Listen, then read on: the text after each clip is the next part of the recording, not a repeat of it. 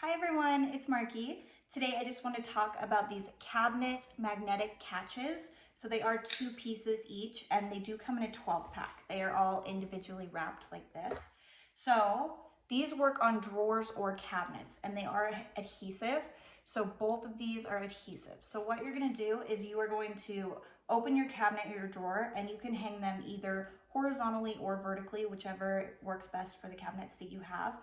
And you are going to stick this actual base part, the magnetic part, to the area that you want it to catch the magnet. And then you are actually going to undo the adhesive on this other side and just leave it on the magnet and close the cabinet and it will be secure. So super easy to install, also super easy to remove. They're not gonna fall off, but they are really easy to take off when you want, and they're not gonna damage your cabinets. I love that you don't have to use any hardware or anything like that. They're just super, super easy.